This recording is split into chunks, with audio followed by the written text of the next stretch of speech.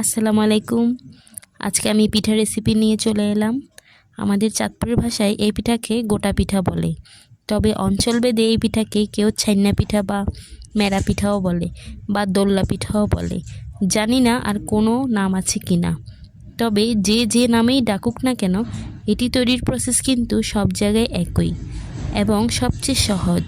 এটি তৈরির জন্য চিনি বা গুড় লাগবে। আপনারা চিনি দিয়ে করতে পারেন, আবার শুধু গুড় দিয়েও করতে পারেন।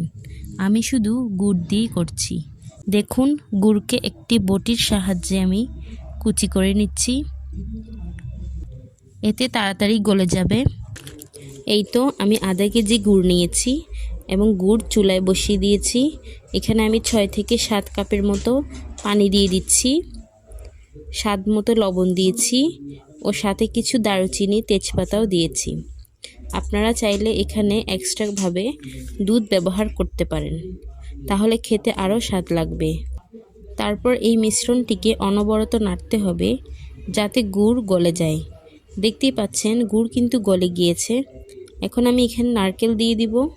নারকেল আমি গ্রেট করে দিচ্ছি, আপনারা চাইলে কুচি করেও দিতে পারেন, তাহলে খেতে আরও ভালো লাগবে।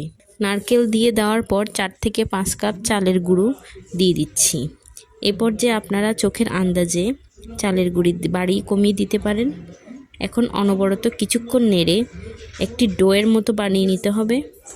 ডোয়ের মতো হয়ে আসলে নামিয়ে নেবেন। হালকা গরম থাকতে ডোটিকে মুথে নেবেন, যেরকমটা আমরা রুটি বানানোর সময় করে থাকি। আবারও চুলায় একটি প্যান বসিয়ে তাতে অর্ধেকের বেশি পানি দিয়ে একটি নেট চারপাশে বেঁধে দিলাম। ভাপে দেওয়ার জন্য আমি এভাবে রেডি করেছি। আপনাদের যদি স্টিমের প্যানগুলো থাকে সেগুলো দিয়ে করতে পারেন। তারপর হাতের সাহায্যে পিঠাগুলো লাঠিমের মতো শেপ দিয়ে নেবেন, আবার গোল শেপও দিতে পারেন। এভাবে আমি একে একে সবগুলো পিঠা তৈরি করে নিব। এই সবগুলো পিঠা তৈরি হয়ে গেল। এখন এগুলো ভাপে দিব 25 থেকে 30 মিনিটের জন্য। এরপর ঢাকনা দিয়ে দিলাম। দেখুন পিঠাগুলো কতটা সুন্দর কালার এসেছে।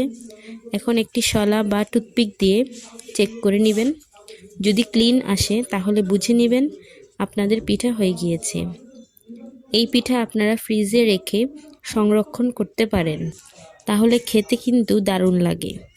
গরম গরম এই পিঠা বেশি মিষ্টি লাগে, কিন্তু ফ্রিজে সংরক্ষণ করলে একটু কম মিষ্টি লাগে, তখন খেতে অনেক মজা লাগে।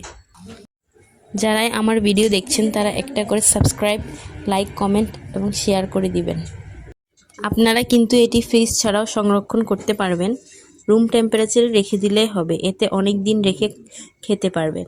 আশা করি আজকের রেসিপি আপনাদের ভালো লেগেছে। বাসায় একবার হলেও ট্রাই করবেন।